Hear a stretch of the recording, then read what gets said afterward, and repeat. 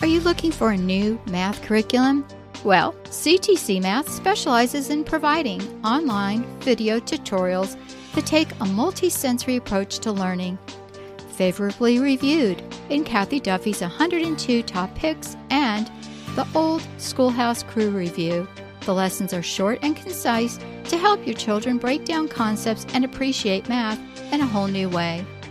The lessons are taught the traditional way, not to the test. Each one of the video tutorials is taught by an internationally acclaimed teacher, Pat Murray, who is renowned for teaching math concepts in a simple, easy-to-understand way and in only a few minutes at a time. Using a multi-sensory approach, having the combination of effective graphics and animation synchronized with the voice of a friendly teacher together with practical assessment, even students who struggled with math are getting fantastic results. And the ones that were doing okay before now are doing brilliantly. Visit CTC Math today and start your free trial. That's ctcmath.com.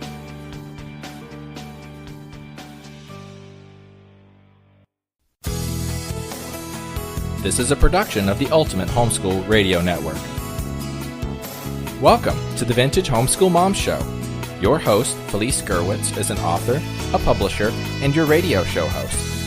She will encourage, educate, and inspire you with answers to your most pressing questions from homeschool, marriage, parenting, and much more. Felice loves to equip moms to live a Christian life because every moment counts. Be sure to visit her website at mediaangels.com. And here's your host, Felice Gerwitz.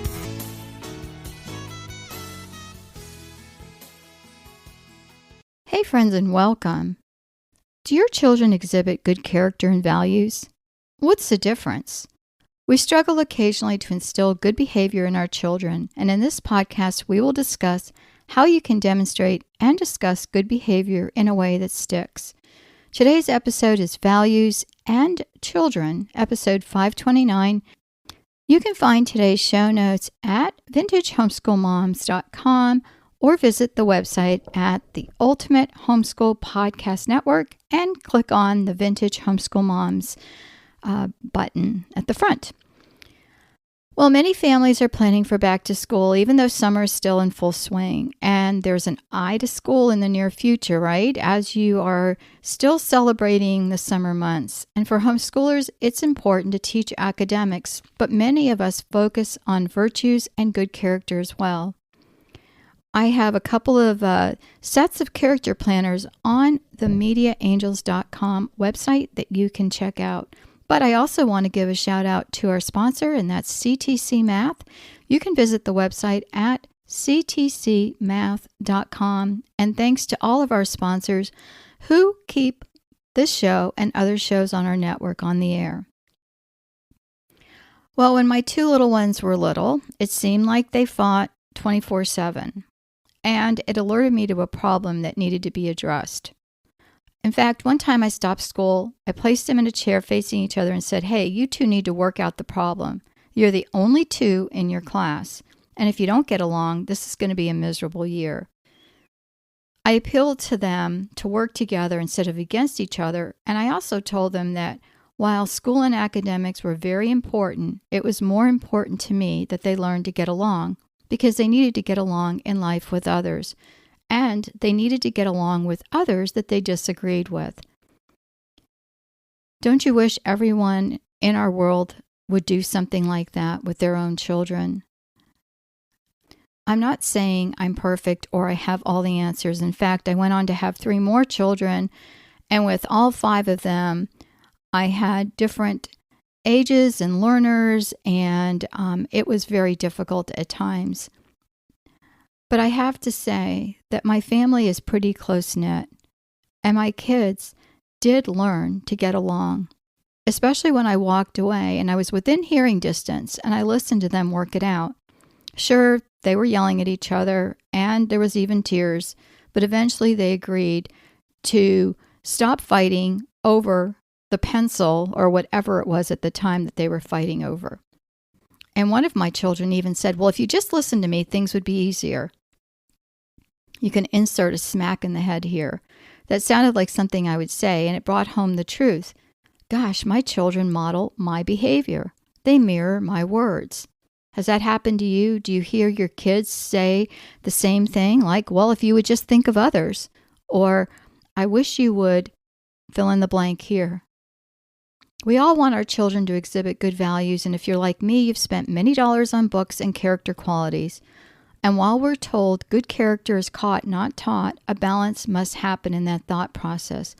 In fact, in the books that I put together, it's not just a bunch of fill in the blanks, although there are some areas where you can fill in the answer. But I had the kids role play because that's what I did with my kids. I had them role play the behavior I wanted them to exhibit, and I gave them hypotheticals. For example, if you're in a situation and you're at a friend's house and you see that they're putting on a show that you know you're not allowed to watch, what would you do? And I had them act that out. And it was interesting what the kids said, and it wasn't always what I wanted them to say. In fact, I once asked the children, if you were playing in the front yard and someone came to the yard dressed as a policeman and said, you have to come with me, your father got hurt, what would you do? And one of the neighbor's children, who was over at the time, said, well, I would go with him because he said my father got hurt.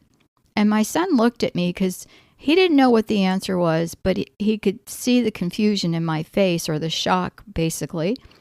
And I said to him, do you really think if your father was hurt that he would send someone to come and get you? And when the little boy thought about it, he said, no. And I said, if your father is hurt and there's a policeman, they probably took him to the hospital and they wouldn't need your help. I said, that's something we have to consider. And when I shared that with the mother, our children were under 5 years old, we realized we had some work to do. And that began the whole series on character. I once heard a sermon on values and the ones that are important to leading a good life. And the values that we live are the building blocks for the Christian moral life. But there's more. Values are habits that help us to choose what is right and good. And basically, it teaches us through habits to do the right thing. But being good is easier said than done. What are good habits? These are things that can be demonstrated and exhibited, but we really instill good habits when we have a recourse. In other words, if someone does something that is not right and they're in our care, like our children or grandchildren in my case now, what are the things that we are going to do or the steps that we're going to take? One of the things we can do is appeal to their reason, like I did with the little boys. First, character qualities are core values that are instilled in our children through example or lack of example, in my case, when the kids were quoting back to me what I said to them. Character is then exhibited in actionable traits or values that happen in life situations. Sometimes we look at our kids, and I know I did, and we're amazed that they exhibit qualities we didn't know they had. For example, I have a son who's very quiet, and he doesn't say much in a family of talkers unless it's really important to him. Yet recently at my daughter's wedding rehearsal, he asked the person in charge at the church if they could practice processing down the aisle again. It was haphazard the first time around. The wedding coordinator provided by the church was not in the back of the church to tell people when to go, and it was very disorganized. So he took charge, and truly, it was a good thing. He did this not because of a sense of righteousness or I know better than you, but more so for a sense of justice, determination, and competency. He felt the entire first trial was a mess, and he was right. But I sat there, and my husband and I didn't have to walk down again. But my husband and I talked about it, and we were just surprised at his determination and fearlessness about what others might say. I mean, there were other people in the wedding party that were from my now son-in-law's side of the family or his friends from college. And yet my son didn't care. He knew that it was a mess and something needed to be done, and he took charge. This is a child that I prayed for and I worried about because he was so quiet. because he observed the world with an intellect, but a wisdom beyond his years. Out of our 5 children, we do have the different personalities and the different ways that they go through life. Our children have watched my husband and I start our own businesses. They've watched good times and they've watched us struggle. They have watched us budget and they have watched us work around obstacles that happen from time to time. Once the 3 youngest wanted a dog, and I told them there was no money in the budget to buy one, so they pulled their resources, looked online, and found a rescue. It still cost them $100 combined, but out of their pooled money, and there was lots of loose change, they raised the money for the dog, and we had this dog over 16 years. Simply put, children learn values by observing what we do and drawing conclusions about what we think is important in life. Regardless of what you consciously teach them, your children are going to emerge from childhood with clear views of your values, whether you want them to or not. There are many adjectives used to describe values, and I'll probably use these words values and character interchangeably. Still, my short list, for the sake of focusing on behavior, includes the following alphabetically. This is not the order of importance, just how my list looks. And if you take some time to research a list of values and character traits, you can write down your own. Make your list of the top 10 or the top 20 and look at those. Here are mine: compassion, competency, determination, faith, honesty, justice, kindness, loyalty, peace, reputation, respect, responsibility, self-respect, and service. And the last, trustworthiness. So how is this going to be implemented? Kids learn value by watching those around us. Yes, they draw conclusions. And yes, I've heard character is caught, not taught. But I do think character needs to be reinforced in our family, and we can do that through role playing. We can do that through asking them open-ended questions. And it can be demonstrated in life lessons at times when we fail or they fail. What are the conclusions? Well, we're not going to know unless we talk to them and learn how they process information. A child's idea of righteousness surrounds how things affect them. It doesn't matter how you purposely teach them. In fact, sometimes the same family will produce 2 different children who act so totally different in what they consider righteous or not. They will form their own ideas about what is right and wrong, and yet we can encourage and have them demonstrate our values and theirs in a clear way that will have an impact on them. For example, have you walked out of a grocery store only to find a jar of jam or something stuck in the corner that wasn't charged on the receipt? How difficult is it to unload everyone back out of the car, walk in the store, and go to customer service and pay for that jar of jam? It's very hard. Yet if a parent does this, it's going to set an example of how important it is to be honest, even when it's highly inconvenient. I remember one incident where I was leaving the bank and a car was parked incorrectly, and when I backed up, I nicked the car. No one was in the parked car, yet I pulled over and I had to leave a note on the windshield with my name and phone number to exchange insurance information. This was a very hard lesson for me as well as for my children because I was very upset. The SUV tank that I was driving at the time had no damage, but I had to show my children that even when something happens and it's wrong and no one sees it, it's important to do the right thing. And part of this was because of a lesson I saw. I watched a friend do a similar thing. I saw them run into another car and look around apparently to see if anyone was looking, and then take off from the parking lot. My estimation of this person and my respect for this person went downhill. Why didn't I report it to the car owner? Because the car was mine. There was a small dent, and again, I was driving a 7-year-old large SUV. Yet whether or not my car was old or new, it was not right for this person to take off and leave without letting me know about it. I never had the dent fixed, and only my children and my spouse knew about it. And it was a lesson on how not to act. What do you think? Should I have approached this former friend? Maybe. But I think my kids learned the lesson well. Or what about learning that my curriculum had been used verbatim in another science textbook without obtaining my permission? I contacted the large company whose answer was, well, we put a link to purchase your book on our website. Yes, they did, and it was in the footnotes in the back of the book where no one looks. At the time, I didn't have the money or the resources to hire an attorney to fight it. However, I did ask them to take it out of future reprints, and they did, because they didn't want to ask for my permission to put that in the book. And like I said, it was 2 pages in their book. So they declined and removed it from future printing, but it was a Christian company. Sadly, as a Christian, I've noticed that alone doesn't mean the person is honorable or just. Sadly, right? And I'm sure we all have the same stories.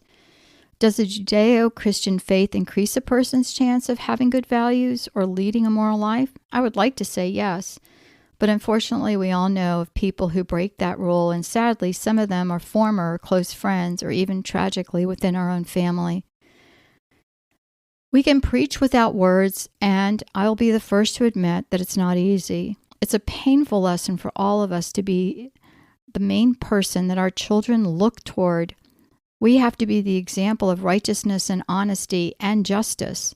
You can buy the best curriculum in the world, and demonstration is still the best. I created the 24-book series of activities for parents to use with their children, and I'm working on 12 more in the future that include a list of questions you can ask your children and have them demonstrate within your own family or in a small group. And we did it as a family. My husband and I participated in the activities, which made it so much more fun. I've put a link again on the website show notes on Vintage Homeschool Moms. The goal is to have enjoyable children that we enjoy having around us. Are all my 5 children enjoyable, even as young adults? No. And from time to time, I'm going to say all of my grandchildren are not always enjoyable either. But we work together as a family. My children are now adults, and I'm proud of the people they've become. But don't lose heart. If you feel like it's an uphill battle, keep at it.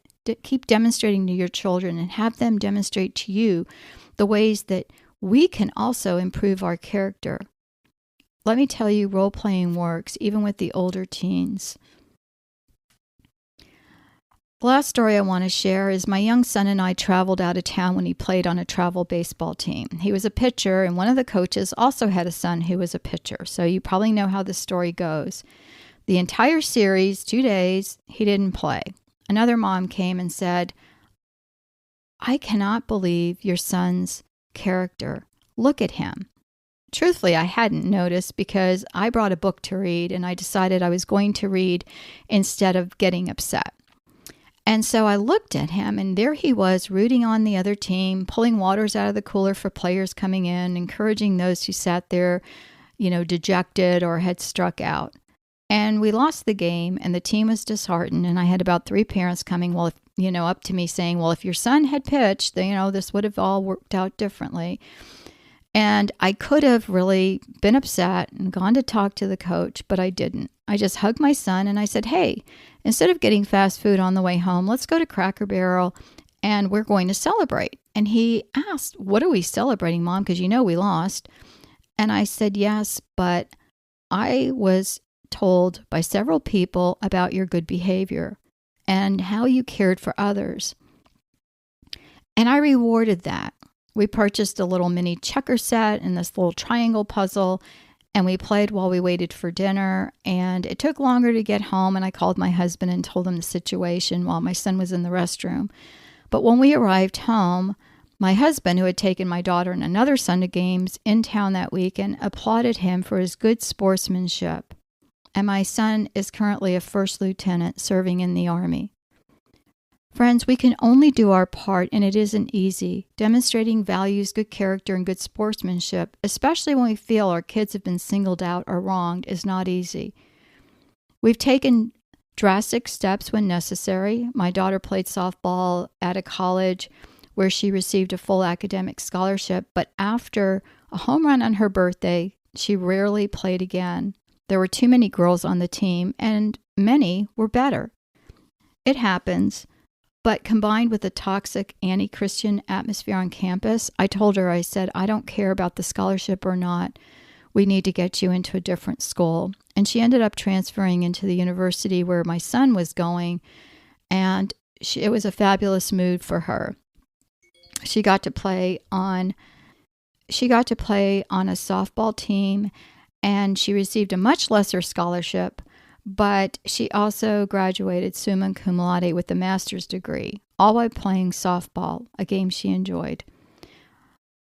I wish we were in a room because I would love to hear your stories. And if you have stories about how your kids and their example has transformed your life, I know nobody really posts many things on blog posts anymore, but go to the Ultimate Homeschool Podcast Network and look for this episode, Values in Children. It's episode 529, and share your stories with us. And in fact, I may use them in future podcasts to just share that while things are difficult in raising children, it is so important to encourage our kids. We all keep moving toward the goal of kids who will listen at home, because if they do, they're going to listen outside of the house and become valuable, responsible citizens and valued members of society. And we desperately need this. And friends, homeschooling and the homeschooling community is the hope I see for all humanity. You are doing the right thing, moms and dads and grandparents. Keep at it. God bless. Take care, and I will talk to you soon. Bye-bye. Thanks for tuning in to the Vintage Homeschool Mom Show. Visit Felice at MediaAngels.com and TheVintageHomeschoolMoms.com. Vintage Homeschool Moms is a production of the Ultimate Homeschool Radio Network.